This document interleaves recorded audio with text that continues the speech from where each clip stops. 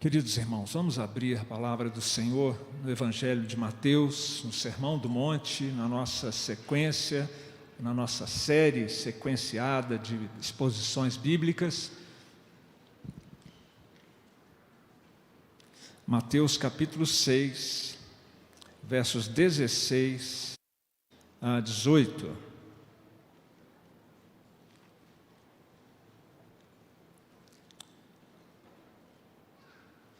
Mateus 6, 16 a 18.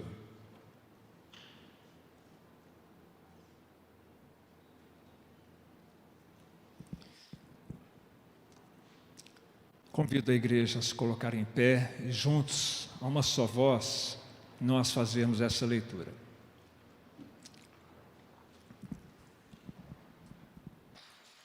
Leiamos, irmãos.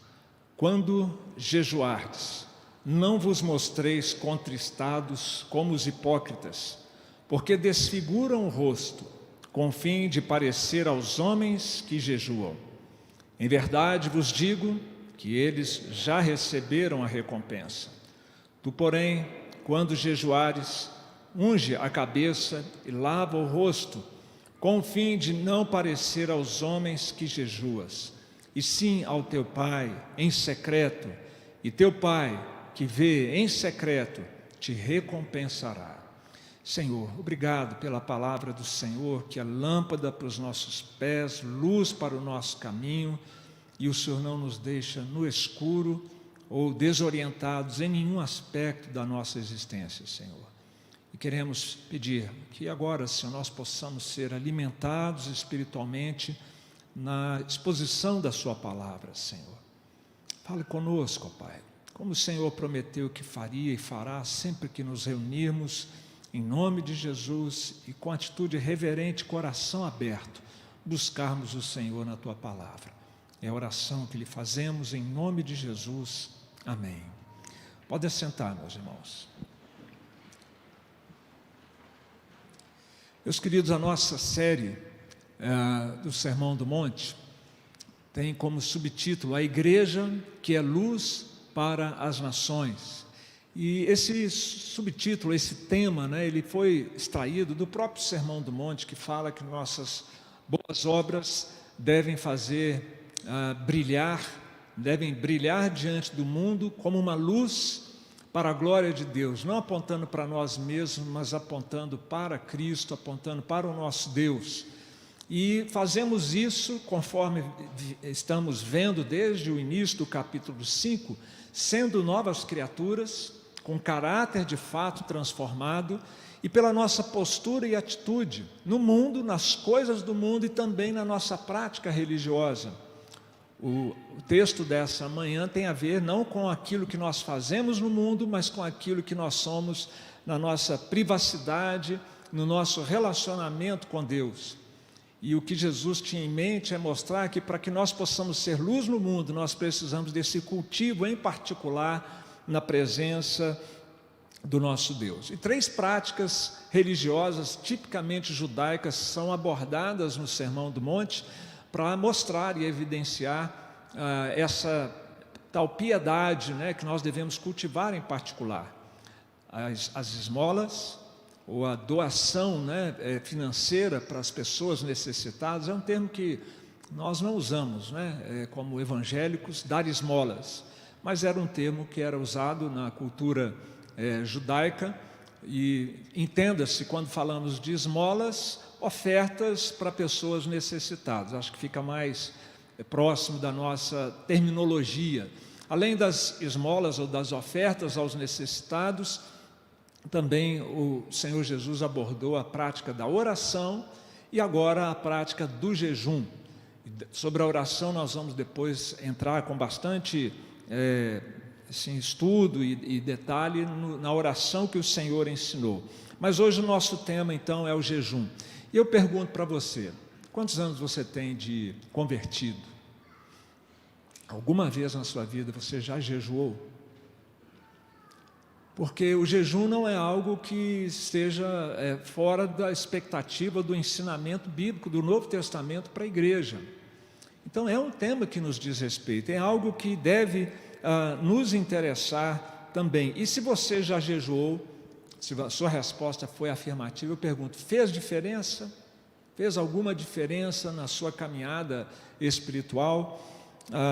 Portanto, esse tema nós vamos abordar a partir de agora, o jejum como sendo uma parte importante dessa preparação, em particular, para que nós possamos viver no mundo como sal e como luz para o mundo e para as nações.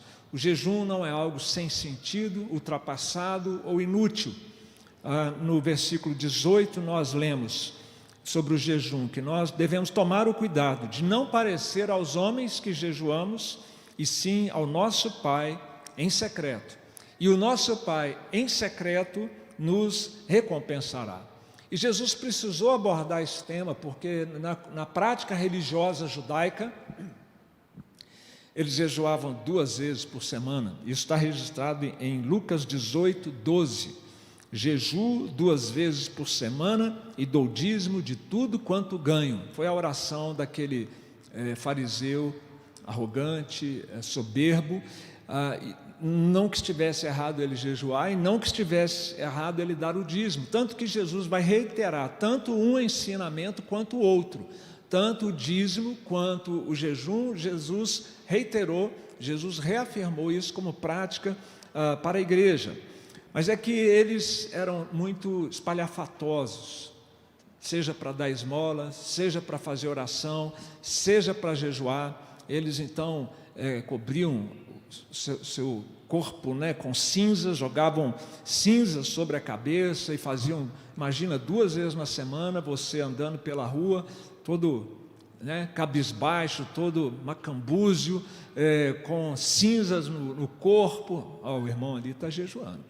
Aquilo dali é uma bênção, É contra esse tipo de ostentação, de blefe, é que Jesus está se levantando aqui nessa instrução que Ele nos deu, dizendo que se nós praticarmos qualquer uma dessas coisas, esmola, oração ou jejum, para ostentar a nossa religiosidade, para que as pessoas pensem bem de nós, ok, já recebemos o que queríamos, o aplauso dos homens. Mas se nós queremos o aplauso de Deus e que isso traga benefício espiritual para nós e para o reino de Deus, então nós devemos ser discretos nas ofertas, discretos nas orações e discretos também no jejum. Agora, eu entendo, irmãos, que para a nossa realidade, especialmente como presbiterianos, a questão da ostentação não é o nosso maior problema em relação a nenhuma dessas coisas, especialmente em relação ao jejum. Me interessa mais trazer aos irmãos nessa manhã uma palavra não sobre cuidado, não fique exibindo que você está jejuando, acho que isso já aprendemos, não é verdade? Mas sim quanto à realidade e à prática do jejum em si. Eu creio que esse é o maior benefício que nós podemos procurar tirar hoje, nessa manhã aqui, da palavra de Deus. Porque o que Jesus está ensinando aqui, além de ensinar uma lição, não seja ostensivo em relação às suas práticas religiosas, há uma segunda lição aqui, em relação a todas essas 3 práticas, é que nós devemos fazê-las. E mais, que há uma recompensa se nós fizermos. E a recompensa não porque merecemos, ou passaremos a merecer, a gente não merece nada. A gente pode jejuar 7 vezes na semana, pode, mas não é bom não, tá, gente? Porque vai ser a última vez que você vai fazer isso, Porque vai morrer de fome. Mas se nós fizéssemos todas essas 3 práticas assim, com muito zelo, com muita dedicação, e fizéssemos para ostentar, não ganharíamos nada com isso. Mas se fizermos, Deus vai nos abençoar, não porque passamos a merecer. Deus, eu fiz direitinho. Eu jejuei, eu orei, eu dei ofertas. Não é possível que o Senhor vai mandar uma aprovação para mim agora, Não é possível que o Senhor não vai atender os meus pedidos, as minhas expectativas. Quando a gente entra por esse caminho, esquecemos do que é a graça de Deus e passamos a operar no princípio do mérito, de achar que nós temos algum mérito com Deus porque nós obedecemos a sua palavra. Nunca teremos mérito com Deus. E se obedecemos a sua palavra, nós vamos ser abençoados, mas não porque nos tornamos merecedores, porque Deus prometeu, porque Ele é bom, porque Ele não precisava, mesmo ao obedecê-lo, Ele não precisava nos abençoar, não nos deveria, não teria débito conosco, mas Ele falou, não, eu quero abençoar vocês, eu sou generoso, eu amo vocês e eu quero abençoá-los. Então Jesus prometeu abençoar você em resposta às suas orações com jejuns. É isso que eu quero deixar para os irmãos nessa manhã. Quando é que nós devemos jejuar? Eu queria trazer algumas situações aqui, então, bem práticas. Jejue quando você estiver arrependido. A palavra de Deus associa com muita frequência e faz equivaler o jejum com a humilhação diante de Deus. Alguns exemplos. Daniel, quando ele estava no exílio, ele orou a Deus e jejuou, confessando os pecados da nação, em arrependimento. Neemias, quando ele, do exílio, está voltando para reconstruir os muros de Jerusalém, ele orou com jejuns, por tudo aquilo que envolveria a sua volta, a viagem e o trabalho. Saulo, depois que ele se converteu, arrependido dos seus pecados, como perseguidor da igreja, ele passou uns 3 dias sem comer nada, sem beber nada, aguardando a visita de Ananias.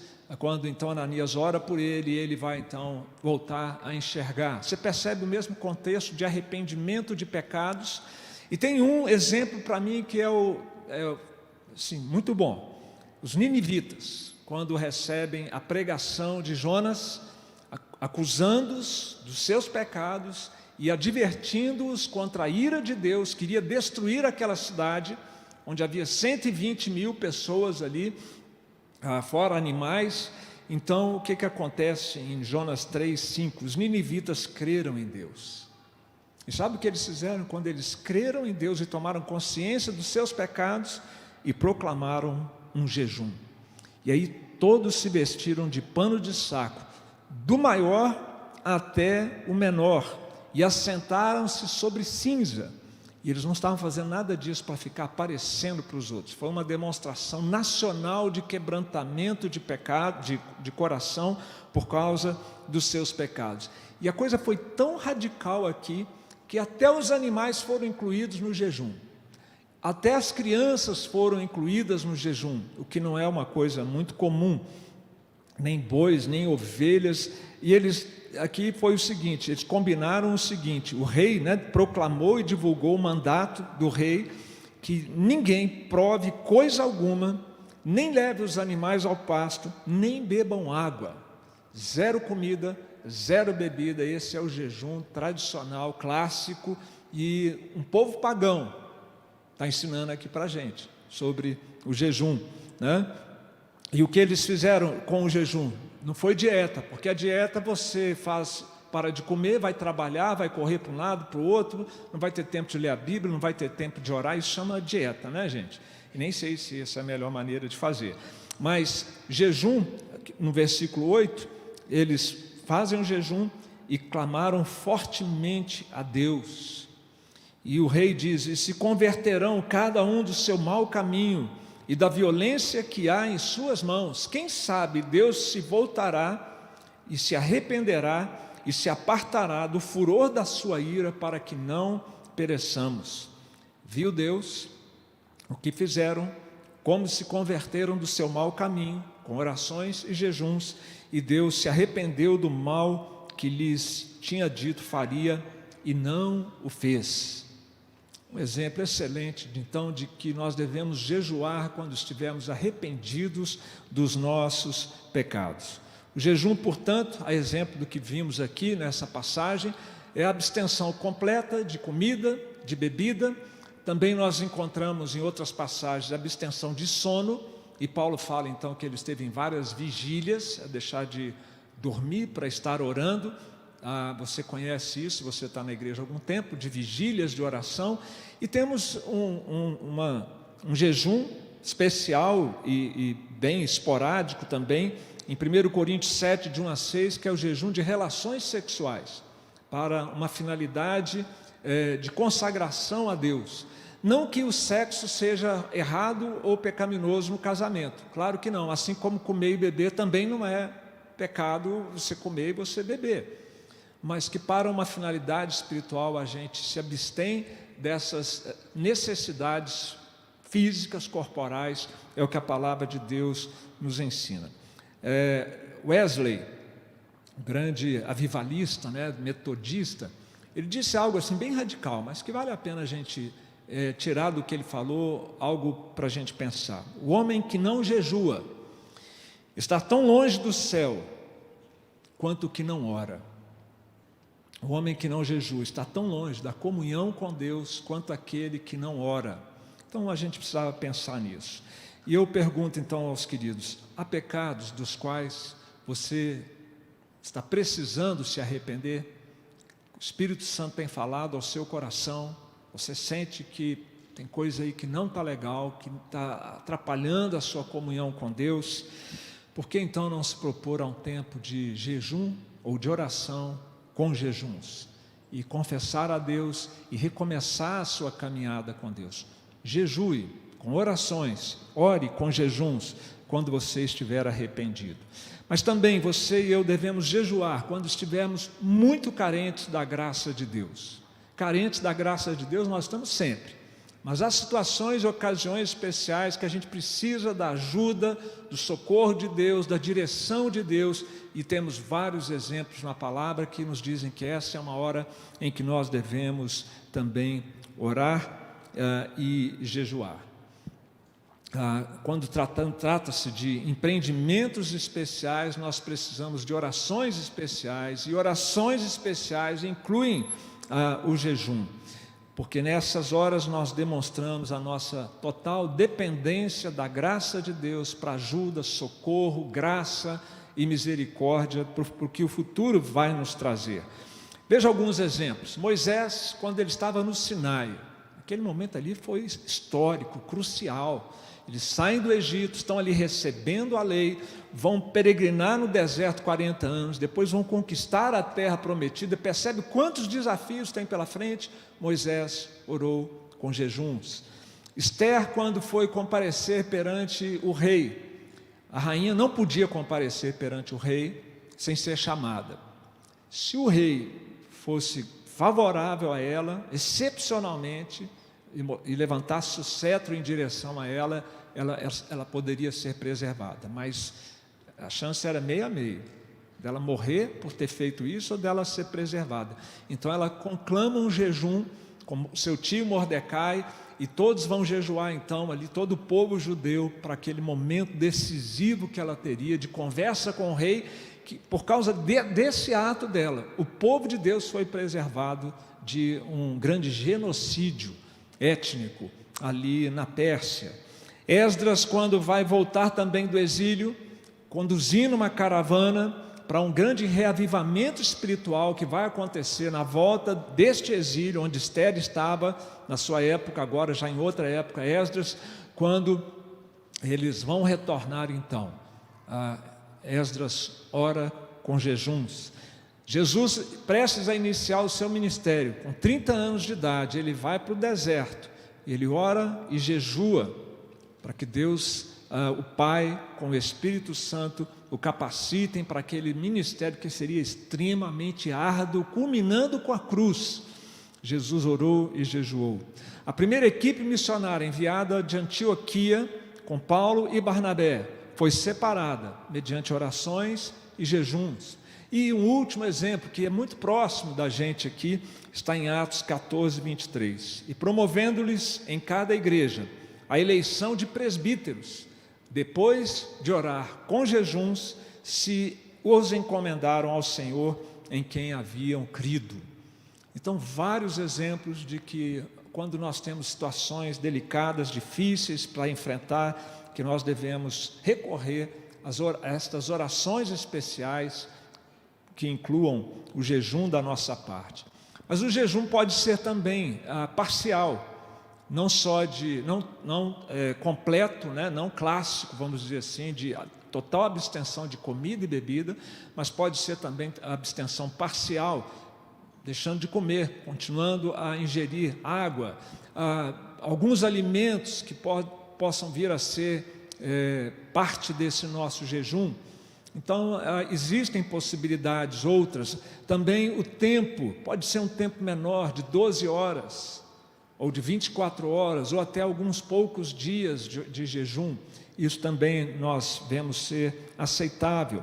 E nos princípios de liturgia da Igreja Presbiteriana do Brasil, não sei se você sabe, mas nós temos o Manual Presbiteriano, que tem a Constituição da Igreja, o Código de Disciplina da Igreja e os princípios de liturgia da Igreja.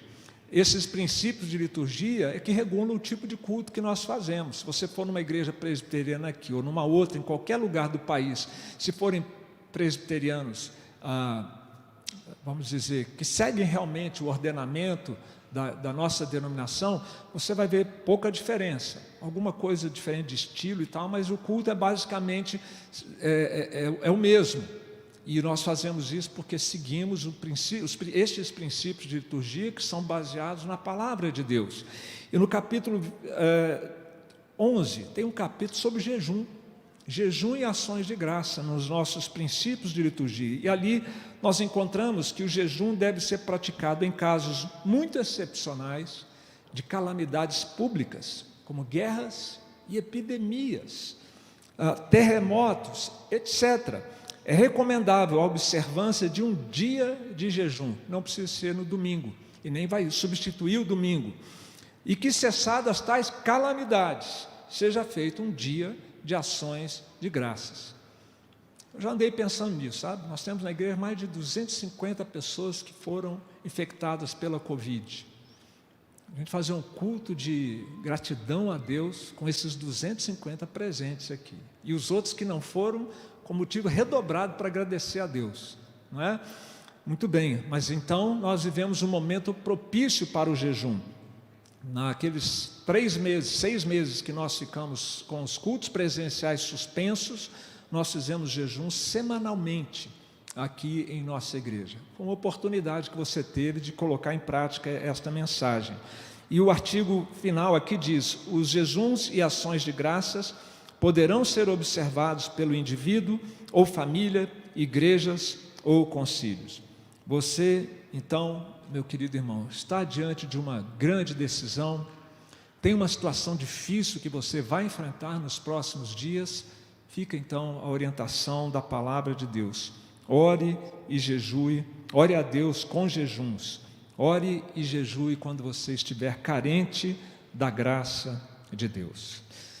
Tem mais coisa aqui, irmãos, para compartilhar, mas o nosso tempo não permite, nós vamos encerrar para não atrasar a nossa escola dominical. Jesus promete abençoar você em resposta às suas orações com jejuns.